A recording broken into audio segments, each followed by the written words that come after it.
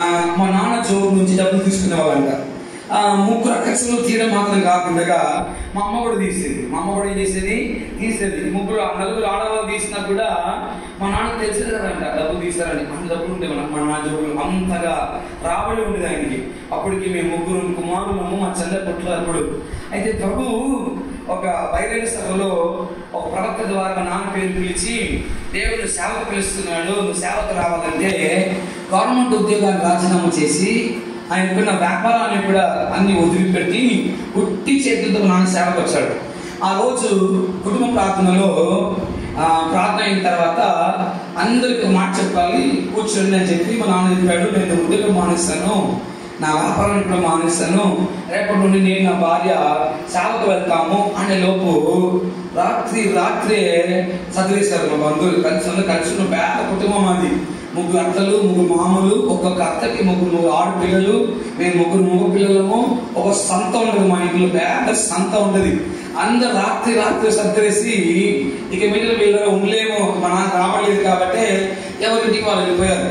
వాళ్ళందరూ వెళ్ళిపోయిన తర్వాత అంత పెద్ద ఇంట్లో మేము ఉండలేమని, అంత పెద్ద ఇల్లు కిరాయి కట్టలేమని నాన్న ఏం చేస్తారంటే కట్టుబట్టలతోటి ఆయన సంపాదించిన కొన్ని వస్తువులతోటి ఆయన సేవ ప్రారంభించిన ఆ దినాల్లో దేవుని బిడ్డ అప్పుడు మాకు 5, 6, 7, 10 సంవత్సరాలు ఏమో నాకు. అయితే ఇలాంటి ఒక చిన్న గదిలో ఇంతే చిన్న గదిలో సేవను ప్రారంభించాడు. ఆ రోజుల్లో పరిచయం లేదు కనుక, సంఘం లేదు కనుక, రక్షణ పొంది మారు మనసు పొందిన విశ్వాసం లేదు కనుక ఇంటింటి స్వార్థ చెప్పేవాళ్ళు, సంఘం లేదు ఆ రోజుల్లో, కొన్ని పోషించేవారు ఎవరు లేదు ఆ రోజుల్లో. సమృద్ధిగా ఆహారం తిన్న మేము, సమృద్ధిగా భోజనం చేసిన మేము, ఆ రోజుల్లో భయంకరమైన కరువు మా ఇంట్లో. ఒక పూట భోజనం చేయడం మా ఇంట్లో ఏమి ఉండేది కాదు. మేము అప్పుడప్పుడు ఏం చేస్తున్నామంటే ఆకలికి తట్టుకోలేక మా వీధిలో ఉండేవారు అటుపక్క మూల ఇంటికి వెళ్ళి, అంటే మీ అన్నం ఉడకబెట్టిన నీళ్లు పోస్తారు కదా, దాన్ని గంజి అంటారు, దాన్ని ఏమంటారు, అది మా అమ్మ చీరకు వేసుకోవడానికి కావాలని తెచ్చి అది ఉప్పు వేసుకో తాగే రోజు నాకు ఇంకా గుర్తున్నాయి. దేవుని బిడ్డల ఆఖరికి ఏం చేయాలని తోచక మా అమ్మ డికాషన్, పాలు లేక, డికాషన్ తెలుసా, డికాషన్ అంటే డికాషన్ లో చక్కెర కూడా వేసి ఇవ్వలేని పరిస్థితిలో మా అమ్మ ఏం చేసేదంటే ఉప్పు వేసి ప్రార్థన చేసేది. మా పిల్లలు తాగుతున్నప్పుడు అది వారి నోటికి తీయకుండా ప్రభా అని ప్రార్థించేది. మా నాన్న సేవకు వెళ్ళి రాత్రి ఇంటికి రాగానే మా నాన్న అడిగే మొదటి ప్రశ్న ఏం తెలుసా, పిల్లలు భోజనం చేశారా? మా అమ్మ ఎప్పుడు లేదండి, చేయలేదు, ఇంట్లో ఏం లేదు చెప్పదు. మా అమ్మ ఏం చెప్తారంటే, తిన్నారండి, పిల్లలు భోజనం చేస్తారు, మీకు కూడా భోజనం ఉంది, మీరు కాళ్ళు చేతులు చేసుకుంటాండి అని చెప్పేసరికి మా నాన్న కాళ్ళు చేతులు కడుక్కొని భోజనాన్ని కూర్చుంటే మా అమ్మ ఏం చేసిందంటే ఖాళీ పాత్రలో తెచ్చి, ఏముంటే మా అమ్మ ఏం ఉండలేదు ఇంట్లో, ఖాళీ పాత్రలో తెచ్చి మా నాన్న ముందు పెట్టి దాంట్లో అన్నం ఉన్నట్లనే వడ్డించేది. మా అమ్మ ఏముండేది కాక వడ్డించేది, అలా వడ్డించడం చేసేది. ఆమె వడ్డిస్తుండగా ఆమె కళ్ళు నీళ్ళు నిండిపోతాయి. మా నాన్న కూడా కళ్ళు నీళ్ళు నిండిపోయి మా నాన్నకు అర్థమైపోతుంది, పిల్లలు రాత్రి ఏం చేయలేదు, భోజనం చేయలేదు అర్థమైపోతే మా నాన్న మా అమ్మ ఏం చేస్తారంటే మా దగ్గరకు వచ్చి మా కడుపు పైన చేయి పెట్టి, ప్రభువా ఈ రాత్రి నా పిల్లలు ఆకలి అని వేస్తే నా పిల్లలకి భోజనం పెట్టడానికి మా దగ్గర ఏం లేదు ప్రభా, ఈ రాత్రి వాళ్ళ కడుపును మీరు నింపండి, ఈ రాత్రి కడుపును నింపండి అని చెప్పి అని ప్రార్థన చేసి ఎన్ని రాత్రులు మా కడుపు నింపారో మా తల్లిదండ్రులు. దేవుని పిల్లల ప్రార్థన చేసి మేము స్కూల్కి వెళ్ళామంటే బడికి వెళ్ళే వాళ్ళము. లంచ్ బెల్ అవుతుంది కదా, స్కూల్ లంచ్ బెల్ అవుతున్నప్పుడు పిల్లలందరూ టిఫిన్ బాక్స్ తీసుకొని పరిగెత్తారు భోజనం చేయడానికి. నేను మా తమ్ముళ్ళు మాత్రము ఆ గేట్ దగ్గర, స్కూల్ గేట్ దగ్గర అమ్మ వస్తారేమో ఎదురు చూసేవాళ్ళం భోజనానికి. కడుపు మాడిపోయేది, ఉదయం ఏం తినేవాళ్ళం కాదు, అలాగనే స్కూల్కి వెళ్ళిపోయే వాళ్ళము. అమ్మ కొన్నిసార్లు వచ్చేది కాదు, ఎందుకంటే ఇట్లా ఏమి ఉండేది కాదు, ఎప్పుడుకో ఒకసారి వచ్చేది మా అమ్మ.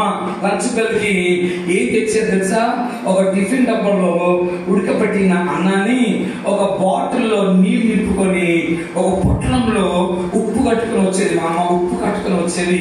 దేవుని బిడ్డలా మమ్మల్ని మూలకు తీసుకుని వెళ్ళి ఎవరన్నా చూస్తే బాగుంటుందని మూలకు తీసుకుని వెళ్ళి ఆ టిఫిన్ బాక్స్ లో నీళ్లు పోసి ఉప్పు వేసి దాన్ని బాగా కలిపి కన్నీళ్ళ నీళ్లు పెట్టుకొని మాకు తినిపించేది. తినిపిస్తున్నప్పుడు ఆమె నోట్లో స్తోత్రం ప్రభా, స్తోత్రం ప్రభా, నా పిల్లలు తింటుండగా వాళ్ళకి రుచికరంగా ఉండాలా ప్రభా, రుచికరంగా ఉండాలా. బాధకర విషయం ఏంటిదంటే మా దోస్తులు అడిగేవారు, మా స్నేహితులు అడిగేవారు, ఏం తెచ్చింది రా మీ అమ్మ అంటే గంజనం తెచ్చింది అని చెప్పలేక నేను నోటికి వచ్చి చెప్పేవాడిని, ఏదో ఒక కూర చెప్పేవాడిని. నా తమ్ముడు వేరే కూర చెప్పేవాడు, మా మూడో తమ్ముడు వేరే చెప్పేవాడు. వాళ్ళు ఆశ్చర్యపోయేవాళ్ళు, ఏంట్రా మీ అమ్మ 3 టిఫిన్లు తెచ్చిందా? అవునరా అని చెప్పేవాళ్ళము. కానీ మనసులో ఒక వేదన, మనసులో ఒక బాధ, ఒక దుఃఖము. పిల్లలు అడిగింది కూడా కొనివ్వలేకపోతున్నామే, పిల్లలకి కడుపు నిండా భోజనం పెట్టలేకపోతున్నాము, పిల్లలకి ఆహారం పెట్టలేకపోతున్నామని చలించిపోయేవారు మా తల్లిదండ్రులు. బంధువులు సహాయం చేయలేదండి. సేవకు వచ్చాడు మా నాన్న, ఎవరితో చేర్చుకోలేదు. ఏమన్నామంటే మిల్టన్ గారు, మా నాన్న మిల్టన్ పిచ్చోడైపోయాడు, గవర్నమెంట్ ఉద్యోగం వదిలేస్తాడు, సేవకు రోడ్డు పైన అడుక్కుంటారన్నారండి మా తండ్రి గారిని హేళన పరిచాడు. దేవుడు మమ్మల్ని దీవించడం ప్రారంభించాడు, మందిరం కట్టడం ప్రారంభించాడు, దేవుడు సంఘస్థులు ఇవ్వడం ప్రారంభించాడు. ఒక రోజు ఉపవాస ప్రార్థనలో జాగ్రత్తగా వినండి. మా తల్లిదండ్రులు ప్రార్థనలో ఉన్నప్పుడు మా సంఘానికి ధనికులు రారండి, పేదవాళ్ళే వస్తారు, అడుక్కున్న వాళ్ళే వస్తారు, రోడ్లో సింగ్లలో అడుక్కునే వాళ్ళు వస్తారు, దరిద్రులే వస్తారు, చాలా పేదరికంలో ఉండే వాళ్ళు వస్తారు. మా నాన్నకు ప్రభు భయపరిచాడు, మందిరానికి వచ్చే వారికి ఆత్మీయ ఆహారంతో పాటు వారికి కడుపు నిండా భోజనం పెట్టి పంపించమన్నాడు మా నాన్నకి. మా నాన్న దగ్గర ఏం లేదు ఇవ్వడానికి. అప్పటికి ఒక 200 మంది విశ్వాసులు ఉంటారు మా సంఘంలో. ఎక్కడ ఇచ్చేది ప్రభా? 200 మందికి ప్రతి ఆదివారం భోజనము ఎలా పెట్టేది ప్రభా? నేను చెప్పే సంగతులు ఎప్పుడంటే 2005వ సంవత్సరం 2005వ సంవత్సరంలో చెబుతున్నా ఒక సాక్ష్యం అండి. 200 సంఘస్థులకు ప్రతి ఆదివారం భోజనం పెట్టాలంటే ఆషమాషి కాదు. ప్రభు మాట విని మా మందిరం కింద ఉంటే మా మందిరం పైన ఒక మారుబడి కొట్టు ఉండేది, కిరాణా కొట్టు ఉండేది. అర్థమవుతున్న నా మాటలు మీకు? అయితే మా నాన్న చేశాడు, ఈ వారానికి ఆయన దగ్గరికి వెళ్ళి సరుకులు అప్పు తీసుకున్నాము, ఈ ఆదివారం పిల్ల భోజనం పెట్టడానికి అప్పు తీసుకుందామని శనివారం ఉదయము మా నాన్నగారు, శుక్రవారం ప్రభు మాట్లాడితే శనివారం ఉదయము ఆ మారుబడి స్టేట్ దగ్గరికి వెళ్ళి, అయ్యా మందిరంలో కూటాలు ఉన్నాయి, ఆదివారం భోజనం పెట్టాలి, మీరు ఒక్క రోజుకి కావాల్సిన సరుకులు కొంచెం మీరు అప్పుగా ఇస్తే 2 రోజుల్లో మీ డబ్బులు మీకు ఇస్తానంటే అన్నిడు ఆ మారుబడి సేట్ నోటికి వచ్చినట్టు మాట్లాడాడండి. వాడు నోటికి వచ్చినట్టు మాట్లాడి ఇవ్వను పో అని తులికరించాడు. నాన్న ఇంత వేగంతో తిరిగి వచ్చాడు.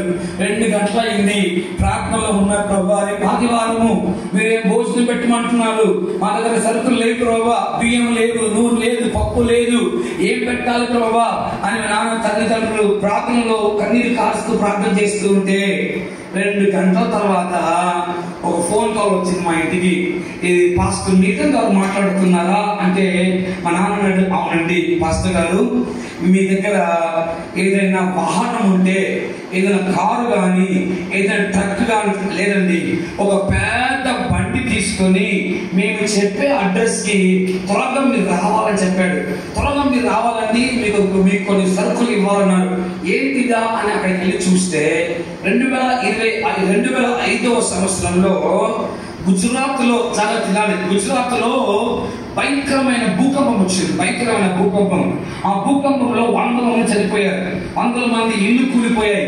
అప్పుడు హైదరాబాద్ లో ఉన్న ధనికుడు గుజరాత్ లో ఉన్న వారికి అనుదిన అవసరాలు భోజనాలు ఇవ్వాలని బియ్యం బ్యాగులు, నూనె డబ్బాలు, ప్యాకెట్లు, చక్కెర, పప్పు, గోధుమ పిండి ఇవన్నీ కొన్ని వేల ప్యాకెట్లు ప్యాక్ చేసి కొన్ని 100 లారీలు పంపించాడు. వాడు పంపించిన తర్వాత దీనికంటే పేద గదిలో అలా సరుకులు మిగిలిపోయాయి.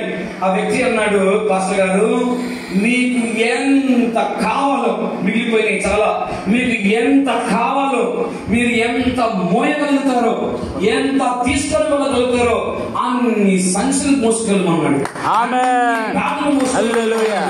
2 గంటల్లోనే దేవుని బిడ్డలారా DCM తీసుకుని వెళ్ళి మా నాన్నగారు బియ్యం సంచులు, పప్పులు, నూనె, చక్కెర, గోధుమ పిండి దేవుని బిడ్డ నింపి ట్రక్ నిండా నింపి అవన్నీ మందులోకి తీసుకొని వస్తుంటే వీడు చూస్తున్నాడు. ఎవరు చూస్తున్నాడు?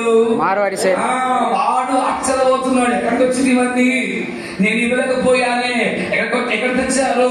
1 నెల కాదు, 2 నెలలు కాదు దేవుని బిడ్డలారా, 9 నెలలు ప్రతి ఆదివారము 200కి పైన విశ్వాసులకు భోజనం పెట్టడానికి ఇచ్చాడు. ఇది ఏం తెలుసా?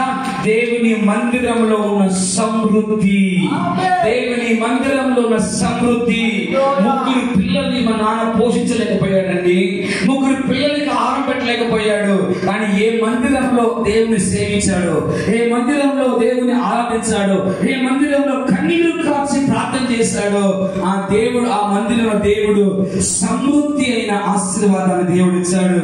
ఇది దేవుడు మాకు చేయగలిగితే, మా కుటుంబానికి దేవుడు చేయగలిగితే, మీ కుటుంబంలో మీ పిల్లలకు, నీ భర్తకు, నీ భార్యకు దేవుడు దేవుని మందిరానికి వచ్చిన మీకు సమృద్ధి అయిన ఆశీర్వాదం దేవుడు మీకు ఇచ్చును. హల్లెలూయా. గట్టి చెప్పాలి. హల్లెలూయా. హల్లెలూయా. సమృద్ధి కలదు ఎక్కడ? దేవుని యొక్క మందిరములో. ఎందుకు చెప్పాను మీకు?